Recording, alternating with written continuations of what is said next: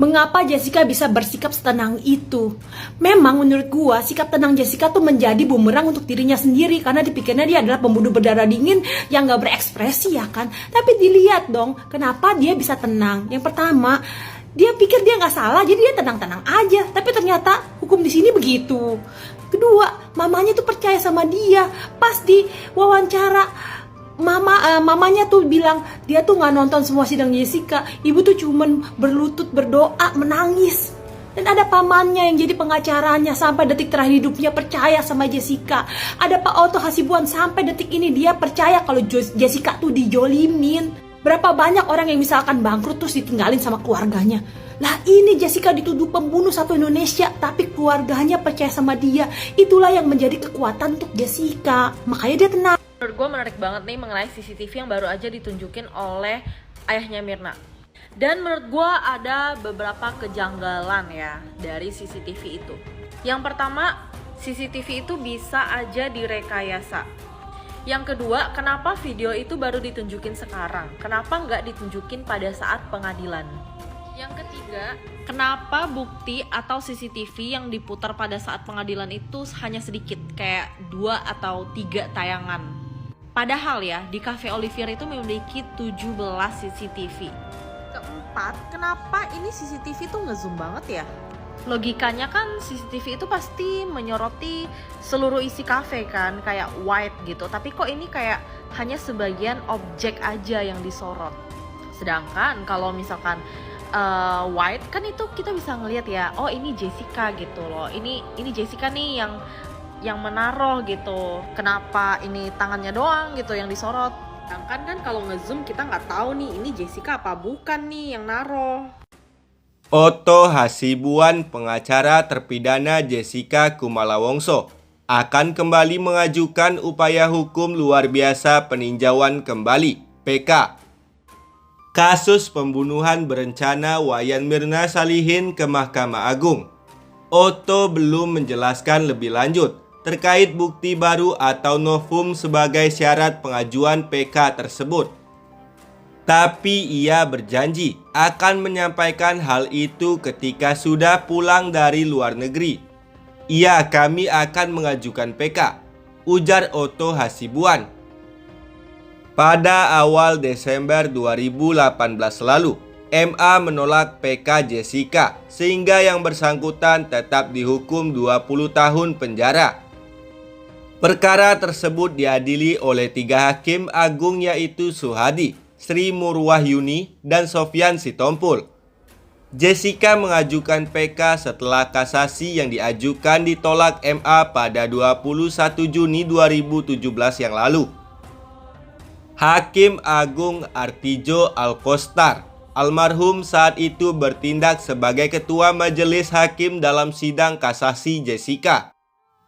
Artijo menorehkan pengalamannya mengadili perkara kasasi Jessica. Dalam buku Artijo Alkostar, titian keikhlasan berkhidmat untuk keadilan sebagai tanda pensiunnya. Mantan Hakim Agung itu membincangkan kasus Jessica dengan Kapolri Jenderal Tito Karnavian kala kasus pembunuhan yang terjadi atas Wayan Mirna Salihin dengan tersangka Jessica pada awal 2016 silam. Tito masih menjabat Kapolda Metro Jaya. Kepada Tito, Artijo mengatakan, setelah mengamati beberapa persidangan, saya sudah bisa menyimpulkan bahwa Jessica bersalah. Alasannya kopi beracun itu dipegang beberapa orang pembuat, pengantar, Jessica, dan peminum. Dari 4 orang itu, jika dianalisis peminum tidak mungkin melakukan, lalu pembuat dan pengantar tidak punya motif melakukan, tapi Jessica memiliki motif dan ada hubungan erat dengan peminum. Tito yang mendengar jawaban Artijo pun menyatakan pandangannya soal analisis Artijo. Memang kalau yang menganalisis seorang hakim senior sekelas Pak Artijo, kasus seperti ini menjadi sangat mudah. Demikian ucapan Tito dalam testimoninya yang tercantum dalam buku tersebut.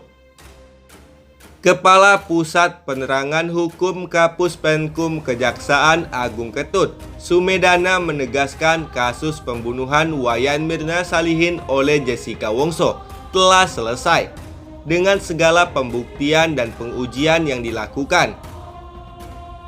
Sehingga tidak ada alasan dinyatakan ada kekeliruan atau kesalahan dalam keputusan hakim. Saya nyatakan bahwa kasus itu telah selesai karena telah diuji 5 kali dalam berbagai tingkatan pengadilan, mulai dari pengadilan negeri, pengadilan tinggi, Mahkamah Agung. Bahkan telah 2 kali dilakukan upaya hukum luar biasa berupa PK, peninjauan kembali, kata Ketut di Jakarta pada Selasa kemarin. Ketut angkat bicara soal kasus Jessica Wongso karena banyak media yang bertanya kepada dirinya. Setelah viralnya kasus yang dikenal dengan istilah kopi sianida diangkat lewat film dokumenter di salah satu penyedia layanan pengaliran media digital dengan judul Ice Cold. Mantan Wakil Kepala Kejaksaan Tinggi Bali itu menjelaskan film dokumenter tersebut sangat mempengaruhi opini publik terhadap kasus yang terjadi di awal 2016 yang lalu. Menurut dia, jaksa penuntut umum sudah mampu meyakinkan hakim dalam proses pembuktian dalam berbagai tingkatan, dan tidak ada satupun anggota majelis hakim yang menyatakan dissenting opinion atau berbeda pendapat.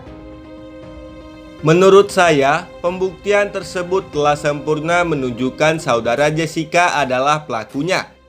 Sebagai orang yang dipersalahkan berdasarkan keputusan pengadilan yang telah mempunyai hukum tetap, ujarnya. Pada posisi ini, Ketut menyampaikan bahwa sebagai aparat penegak hukum hendaknya menjunjung tinggi kerja dan proses yang telah dilaksanakan yang sudah hampir 7 tahun lamanya. Dengan memahami mengenai asas hukum, yang artinya semua keputusan hakim harus dianggap benar. Oleh karena sudah melalui proses yang benar, sistem pembuktian yang benar, dan melakukan penilaian terhadap alat-alat bukti yang diajukan ditambah dengan keyakinan hakim, ujarnya.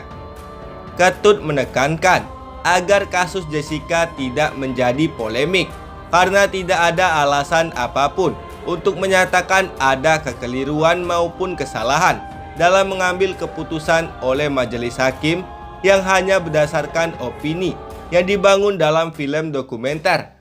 Apalagi dalam proses hukum yang dilaksanakan pada saat itu terbuka untuk umum, bahkan disiarkan di berbagai media.